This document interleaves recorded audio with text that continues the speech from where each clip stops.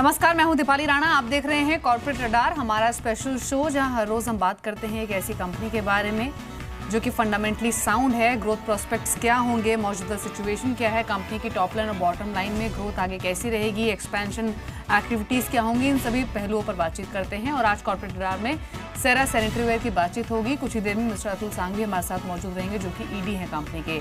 सेरा sanitaryware के बारे में बातचीत करेंगे, लेकिन उससे ठीक पहले मार्केट्स का एक बार बिहेवियर देख लेते हैं कि अभी क्या मोमेंटम बना हुआ है।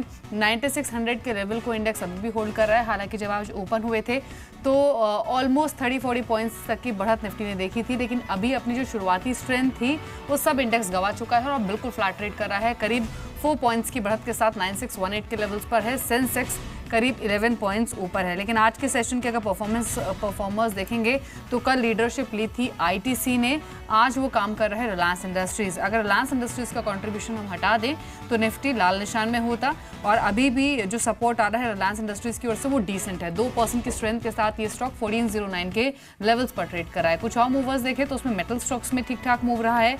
हिंडाल्को, वेदांता, हिंदुस्तान जिंक, नाल्को में अच्छा मूव रहा है।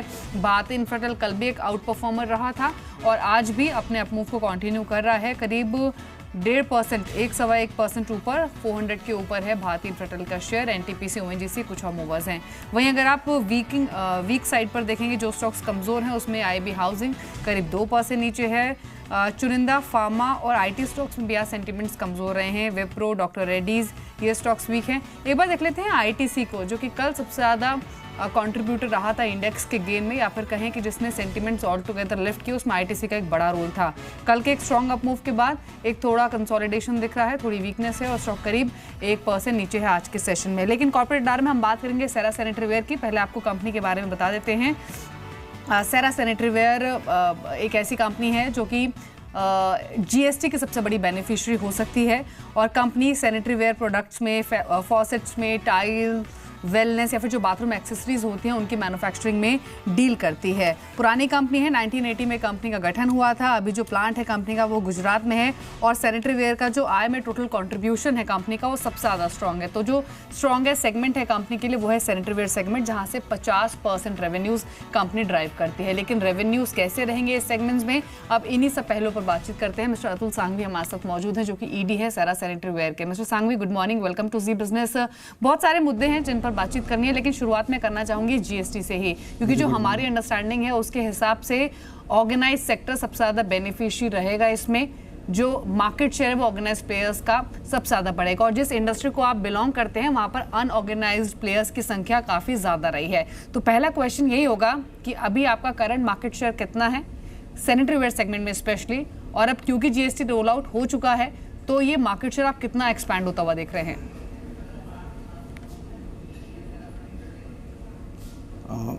आज की तारीख में अगर हम देखें तो सैनिटरीवेयर सेगमेंट में हमारा मार्केट शेयर करीब 25% है और सैनिटरीवेयर के सेगमेंट में जो भी लीडर्स हैं हमारी पोजीशन उनके बराबर है। तो ये कह सकते हैं कि आज सैनिटरीवेयर कैटेगरी में हम लीडरशिप पोजीशन में हैं, both in terms of sales as well as the plant capacity.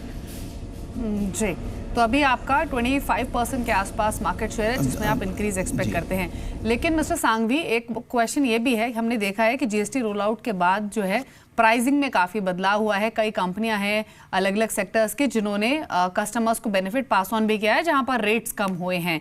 मैं आपके इंडस्ट्री के पॉइंट ऑफ व्यू से जानना चाहती हूं अभी एग्जिस्टिंग जो प्राइसिंग सिनेरियो है वो क्या है, और अब जैसे जीएसटी रोल आउट हो चुका है तो ये प्राइसिंग ट्रेंड कैसा रहेगा?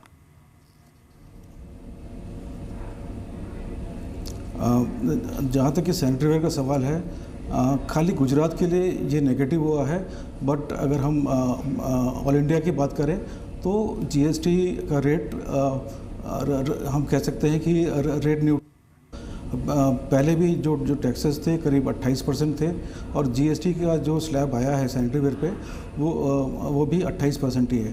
तो जहाँ तक सैनिटरीवेयर का सवाल है कोई भी चेंज नहीं है। हमारी एमआरपी जो पहले थी आज भी वही है, जिस रेट पे हम डीलर को देते थे सैनिटरीवेयर आज भी प्राइस वही है। हालांकि हमारा एक जो दूसरा सेगमेंट है वो है फॉसेट का, वहाँ पे रेट का रिडक्शन 28% से 18% हो गया है और हमने एक लीड लेते हुए ये जो बेनिफिट है कस्टमर को पास ऑन कर दिया। और इनफैक्ट अगर हम देखें फॉसेट में हमसे बड़े बड़े काफ़ी प्लेयर्स हैं, हमने उनका वेट बिल्कुल नहीं किया और अपने आप हमने एक डिसीजन लिया कि ये जो बेनिफिट जो सरकार ने हमको दिया है ये हमें कस्टमर को पास ऑन कर देना चाहिए। इमीडिएटली हमने इसको कर दिया। 3 तारीख से जो हमारी बिलिंग है वो भी चालू हो गई और हमने अब नए रेट से सप्लाई भी चालू कर दी और इसका पूरा बेनिफिट हमने अपने कस्टमर को पास ऑन कर दिया। क्योंकि आप देखें सैनिटरीवेयर में रेट 28% है और फॉसेट में 18% है। अगर देखा जाए तो सैनिटरीवेयर और फॉसेट एक साथ जाते हैं। अगर हमने ये पहल ली है तो हम उम्मीद करते हैं कि सरकार सैनिटरीवेयर पे भी इसी तरह से फ्यूचर में प्राइस जो जीएसटी का रेट है उसको कम कर दे 18%। जी परसेंटेज टर्म में मिस्टर सांघवी कितना आपने रिड्यूस किए हैं प्राइसेस जो पास ऑन किए हैं कस्टमर्स को? जो मतलब करीब 8% हमारा एमआरपी कम हो गया है उसमें फॉसेट में। ठीक है, आप देख सकते हैं। मतलब इसके बारे में जो भी इंडिया के न्यूज़पेपर्स हैं, लीडिंग न्यूज़पेपर्स हैं, उसमें हमने इसको अनाउंस भी कर दिया है। तो जैसे आपने प्रिसाइसली मेंशन किया, इनफैक्ट ये काफ़ी इंपॉर्टेंट स्टेटमेंट भी है आपका कि सैनिटरी वेयर में जो जीएसटी रेट है वो 28% है, फॉसेट में 18% है, लेकिन आपने दोनों ही कैटेगरीज में प्राइसेस कम किए हैं। तो इससे मार्जिन्स पर आपका क्या इम्पैक्ट आएगा? क्योंकि हमने देखा है कि आपकी जो इन हाउस सोर्सिंग होती है उसके वजह से आप मैनेज कर पाए हैं पिछले कुछ क्वार्टर्स में अपना मार्जिन एक्सपेंशन, लेकिन एक ऐसा डर भी है कि जो ऑपरेटिंग डीलीवरेज की वजह से शायद मार्जिन अंडर प्रेशर रहे भी। और अभी जो आपने खुद पॉइंट रेज किया कि सैनिटरी वेयर में 28% जीएसटी रेट होने के बावजूद भी आपने प्राइसेस रिड्यूस किए, तो इसका इम्पैक्ट मार्जिन पर क्या रहेगा करंट क्वार्टर में, ऑनगोइंग आने वाले क्वार्टर्स में? सबसे पहले तो मैं एक चीज़ को क्लैरिफाई करना चाहूँगा, शायद हमारे कम्युनिकेशन में कुछ मिसअंडरस्टैंडिंग हो गई है। सैनिटरी वेयर में रेट 28% था और आज भी 28 है और इसके लिए सैनिटरी वेयर कैटेगरी में कोई भी प्राइस चेंज नहीं है। अच्छा, फॉसेट में क्योंकि 28 से 18 हो गया तो उस कैटेगरी में हमने प्राइस कम कर दिया। ठीक है जी हाँ जी जी, ठीक है, चलिए ठीक है सर। अच्छा, आप ये बताइए कि अभी जो डिमांड सिनेरियो है वो कैसा है, स्पेशली रियल्टी या फिर कंस्ट्रक्शन स्पेस में अभी जो डिमांड आपको आ रही है? क्योंकि हमने देखा है कि साल की शुरुआत से ही थोड़ी पिकअप कंस्ट्रक्शन एक्टिविटीज़ में आया भी है, हाउसिंग फॉर ऑल की भी बात हो रही, तो ये तमाम ऐसे रिफॉर्म्स या फिर ऐसी बातें जो कि सीधे आपको इम्पैक्ट करते हैं। तो भी एग्जिस्टिंग डिमांड सिनेरियो और पिछले 6 महीने का जो डिमांड सिनेरियो उसमें क्या इंप्रूवमेंट आपको दिखी है?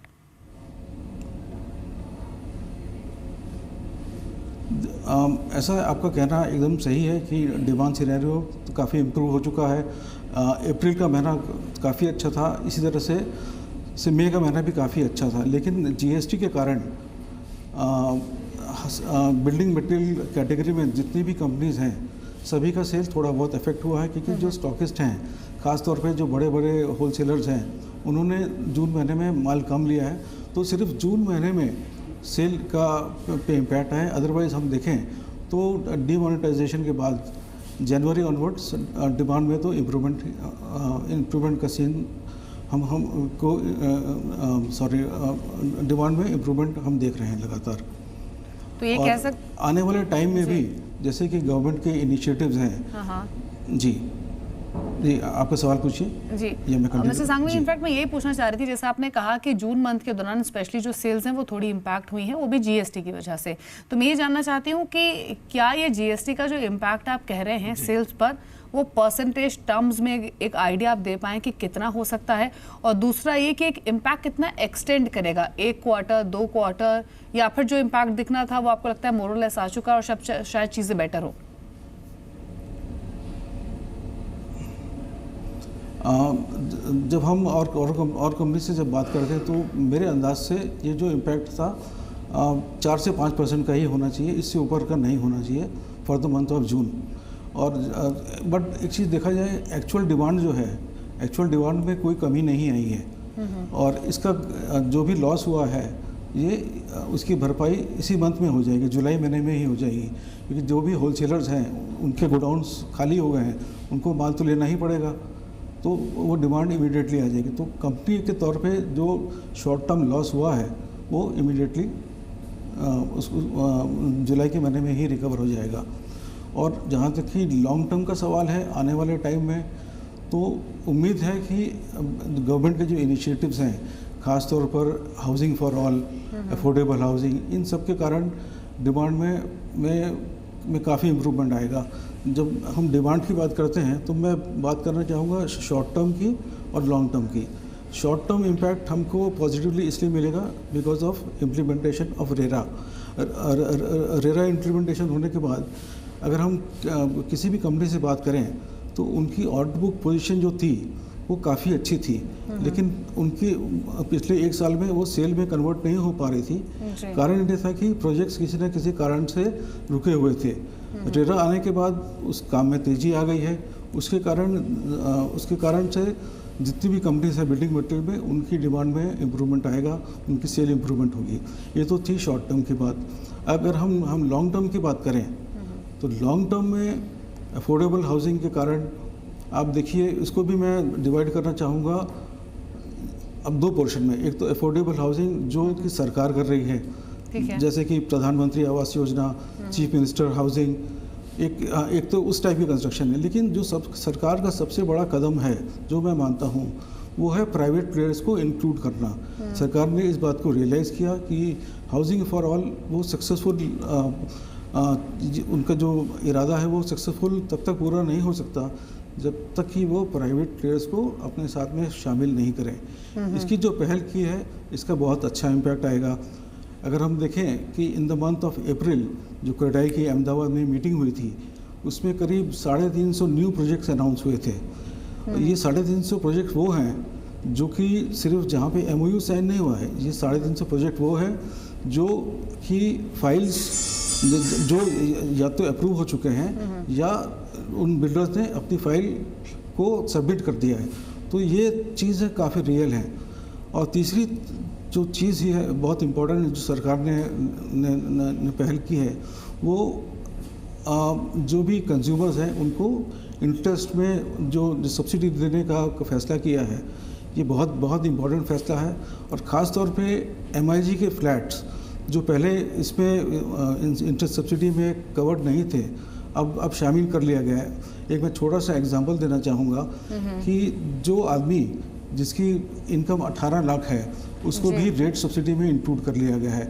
इसका बहुत बड़ा इम्पैक्ट आएगा। एक अंदाज के तौर पे एक आम आदमी जिसकी सैलरी समझिए कि 15 लाख रुपए है साल की, एक थंब रूल के हिसाब से अगर हम देखें तो 5 टाइम्स तक का उनको लोन आराम से मिल सकता है बैंक से।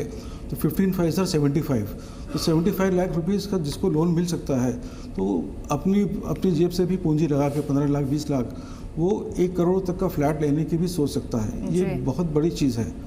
तो इन सब का इम्पैक्ट देखते हुए आने वाले टाइम में अफोर्डेबल हाउसिंग के कारण आगे आने वाले 4-5 साल में काफ़ी डिमांड पे इम्पैक्ट आएगा, क्योंकि हम बिल्डिंग मटेरियल कैटेगरी में हैं और हमारी सेल प्राइमरी जो कंस्ट्रक्शन होता है उस पर डिपेंडेंट है। ठीक है, तो काफ़ी एडवांटेज हमें मिलेगा। ठीक है, तो आपने अगले 4 से 5 सालों के लिए स्ट्रॉन्ग डिमांड की बात की है, तो इससे रिलेटेड एक मेरा और क्वेश्चन होगा।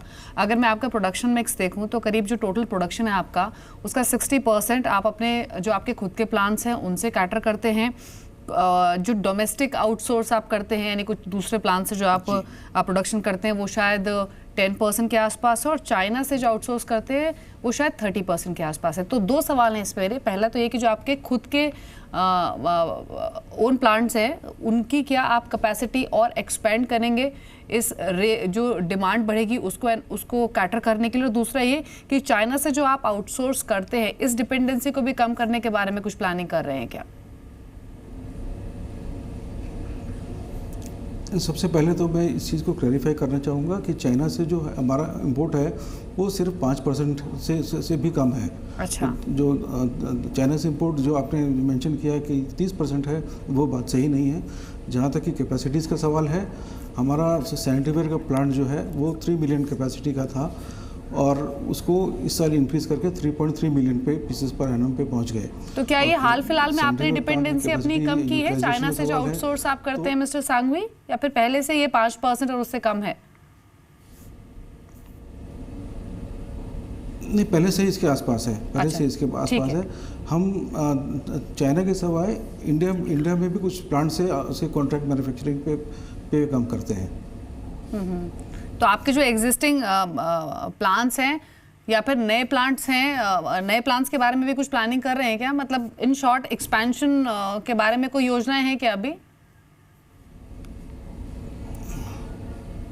सैनिटरीवेयर में तो हमारी कैपेसिटी का एक्सपेंशन अभी हुआ है 3 मिलियन पीसेस से 3.3 मिलियन पीसेस पे। और फिलहाल जहाँ तक कि इस प्लांट का सवाल है, इस प्लांट में स्पेस कंस्ट्रेंट के कारण हम एक्सपेंड अभी शायद ना कर पाएँ। फ्यूचर में डिमांड को देखते हुए कुछ और सोचना पड़ेगा। ठीक है। बट इसी के साथ साथ जो हमारा फॉसेट का प्लांट है जी, उसमें कैपेसिटी है। अभी हमारे पास करंट कैपेसिटी है 7,200 पीसेस पर डे की, और कैपेसिटी यूटिलाइजेशन करीब हमारा 80% है। तो ये अगर ये जब जिस समय ये कंप्लीट हो जाएगा, इस कैपेसिटी को 10,000 पीसेस पर डे तक भी हम एक्सपेंड कर सकते हैं। तक की जो बातचीत हुई उसमें हमें यही समझ में आया कि जीएसटी रोल आउट के बाद थोड़े डिसरप्शंस उन्होंने सेल्स फ्रंट पर जून मंथ में देखे थे, लेकिन जुलाई में वो वापस एक रिकवरी एक्सपेक्ट कर रहे हैं, यानी करंट मंथ के दौरान। और डिमांड सिनेरियो यहाँ से अगले 4 से 5 सालों में स्पेशली काफ़ी स्ट्रॉन्ग नजर आ रहा है। मिस्टर सांघवी, एक चीज़ और मैं जानना चाहूँगी, जैसे मैंने ब्रेक में जाने से पहले भी कहा, आपने 2015 में अंजनी टाइल्स के साथ एक जॉइंट वेंचर किया, और इस जॉइंट वेंचर के बाद आपके टाइल्स बिजनेस को भी सपोर्ट मिला है, और FY17 में करीब 65 करोड़ के आपको रेवेन्यूज भी आए हैं अंजनी टाइल से। अगर ये फिगर्स सही हैं तो दो चीज़ें मैं समझना चाहती हूँ। पहला तो ये कि जो 65 करोड़ के रेवेन्यू FY17 में आए हैं, ये टोटल रेवेन्यू में कितना परसेंटेज कॉन्स्टिट्यूट करते हैं, और क्या ये परसेंटेज कॉन्ट्रीब्यूशन FY18 में या फिर FY19 में कितना और इंक्रीज हो सकता है? जहाँ तक कि कंट्रीब्यूशन फ्रॉम टाइल्स का सवाल है, हमारे टोटल जो रेवेन्यू है उसमें उसका 17% टाइल से आता है। और जहाँ तक कि अंजनी टाइल्स का सवाल है, हमारा टोटल टर्नओवर का 6.5% अंजनी टाइल से आया था पिछले साल। इस प्लांट ने करीब 80% पे कैपेसिटी पे काम किया था, क्योंकि अप्रैल 16 से ही ये प्लांट हमारा चालू हुआ था। इस साल ये प्लांट 100% कैपेसिटी पे काम करेगा। पिछले साल इस प्लांट में हम सिर्फ सॉल्युबल सॉल्ट टाइल्स ही बनाते थे। इस साल एक्सपेंशन, इस साल थोड़ा सा प्लांट में हमने अब ये किया है, मॉडर्नाइजेशन किया है। उसके बाद में वहाँ पे जीवीटी टाइल्स भी हम वहाँ बनाएंगे, तो प्रोडक्ट्स में थोड़ा सा चेंज होगा इस साल में। ठीक है, वही अंजनी टाइल्स में जी सॉल्युबल सॉल्ट के साथ साथ जीवीटी टाइल्स भी हम बनाएंगे। ठीक है। इनफैक्ट मिस्टर सांघवी, एक और चीज़ है, आपका जो टोटल रेवेन्यू आता है वो 50% के आसपास आता है सैनिटरीवेयर से, और अगर पिछले 4-5 सालों का ट्रेंड देखें तो ये रेवेन्यू कंट्रीब्यूशन है इस स्पेसिफिक सेगमेंट से, वो एक समय में 80% तक भी आता था। अब क्योंकि फॉसेट्स, टाइल्स और कुछ और भी प्रोडक्ट्स हैं जो कि आपके टोटल रेवेन्यू को ड्राइव करते हैं, तो क्या ये रेवेन्यू मिक्स गोइंग फॉरवर्ड थोड़ा ऊपर नीचे होगा? क्या आप फॉसेट्स पर थोड़ा और ज़्यादा फोकस करेंगे, या फिर वापस सैनिटरीवेयर में अपना पुराना मार्केट शेयर रिगेन करने की, रेवेन्यू कंट्रीब्यूशन रिगेन करने की कोशिश करेंगे?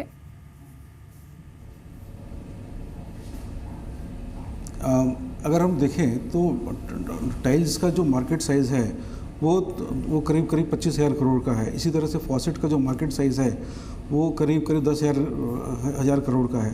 उसके सामने सैनिटरीवेयर का जो मार्केट साइज़ ये 4,000 करोड़ का है। क्योंकि फॉसेट्स और टाइल्स में हमारा बेस काफ़ी छोटा है और उसमें ग्रोथ का पोटेंशियल काफ़ी ज़्यादा है, तो निश्चित तौर पे सैनिटरीवेयर का ग्रुप का contribution in terms of total sale तो कम होगा ही होगा, और आने वाले टाइम में फॉसेट्स और टाइल्स का कंट्रीब्यूशन इंक्रीज़ होगा। और हमारी कोशिश यही है कि कंपनी का जो एबिटा लेवल है वो उसको मेंटेन किया जाए। जी मिस्टर सांघवी, एक और चीज़ है, हाल ही में एक एक्सक्लूसिव टाई अप आपने किया मोनाको बेस्ड कंपनी सियाम से। इस टाइप के मायने क्या हैं, स्ट्रैटेजी क्या है कंपनी की, और क्या इस तरीके की और टाइप्स गोइंग फॉरवर्ड आप करेंगे? क्योंकि आपने कहा कि क्योंकि आपने हाल ही में एक्सपैंड किया है तो शायद अभी नियर टर्म में ऐसी कोई प्लानिंग आपकी नहीं है कैपेसिटी एक्सपेंड करने की, जैसे जैसे डिमांड आएगी या फिर गोइंग फॉरवर्ड आप प्लान करेंगे, तो क्या टाइप्स के बारे में कोई प्लानिंग हो सकती है?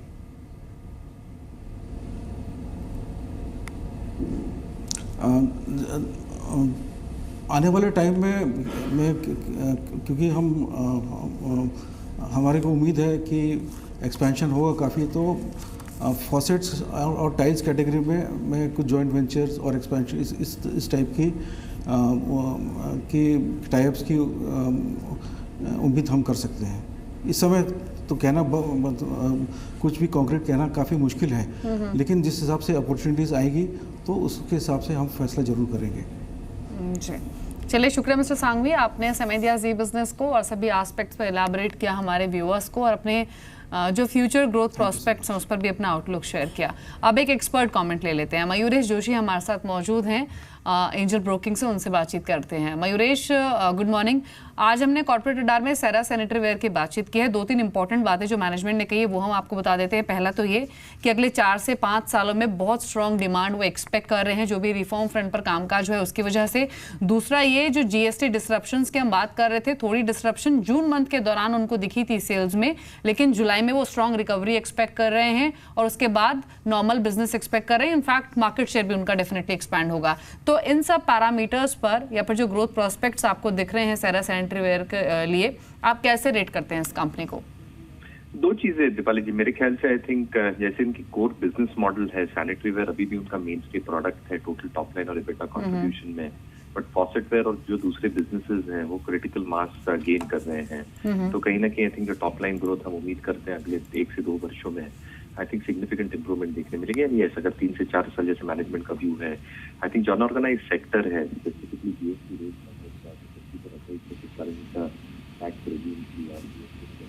तो आपकी रेटिंग क्या है मयूरेश सेरा सैनिटरी वेयर पर? अगर लॉन्ग टर्म में एक होल्ड रेटिंग बनती है तो वैल्यू तो थोड़ी मिल जाए, लेकिन जैसे कंपटीशन कम होगी फ्रॉम द अनऑर्गेनाइज्ड प्लेयर, मेरे ख्याल से एक एडेड बेनिफिशियल एडवांटेज होगा तो होल्ड रेटिंग। जी, तो मयूरेश का आपने व्यू सुना, उनकी ऑडियो क्लियर नहीं थी, लेकिन वो यही कह रहे थे कि प्रॉस्पेक्ट्स डेफिनेटली ब्राइट हैं और जीएसटी का एक बड़ा बेनिफिशियरी है ये पूरा ही सेगमेंट। तो डेफिनेटली सेरा सैनिटरी वेयर जैसे ऑर्गेनाइज्ड प्लेयर्स को डेफिनेटली फायदा होगा। और जैसे कि मिस्टर सांघवी ने थोड़ी देर पहले कहा भी था कि जो एग्जिस्टिंग मार्केट शेयर है उनका भी वो करीब 25% 26% के आसपास है, जिसमें वो फर्दर इंक्रीज देख रहे हैं। 2974 पर ये स्टॉक अभी ट्रेड कर रहा है, 1.25% ऊपर है। लेकिन मयूरेश से एक बार फिर से कनेक्ट कर लेते हैं और एक प्रिसाइज कमेंट उनका फिर से ले लेते हैं, क्योंकि उनकी ऑडियो पहले क्लियर नहीं थी। मयूरेश, आपकी पहले ऑडियो क्लियर नहीं थी। एक लाइन में मैं सिर्फ ये जानना चाहती हूँ कि 3000 के आसपास ये स्टॉक ट्रेड कर रहा है, अपॉर्चुनिटीज कंपनी को काफी नजर आ रही हैं अगले 4 से 5 सालों में, लेकिन आप इन लेवल्स पे कैसे रेट करते हैं स्टॉक को? बाय, होल्ड या फिर कोई और व्यू है? नहीं दीपाली जी, हमारा होल्ड व्यू होगा इस पे, क्योंकि untapped premium segment sanitary ware में एक अच्छा स्कोप है। अलग अलग प्रोडक्ट्स ला रहे हैं फॉसेट सेगमेंट में, अंजनी टाइल्स के साथ उन्होंने एक मैन्युफैक्चरिंग करार किया है। मेरे ख्याल से एक होल्ड रेटिंग बरकरार रहेगी एट दिस पॉइंट। ठीक है, शुक्रिया मयूरेश आपका। तो 4 रेटिंग मयूरेश ने दी है और होल्ड करने की सलाह दी है सेरा सैनिटरी वेयर को, उनकी ओर से थम्स अप मिला है। कॉर्पोरेट डार को यही समेटेंगे, कल फिर से हाजिर होंगे ठीक 11 बजे एक और कंपनी लेकर।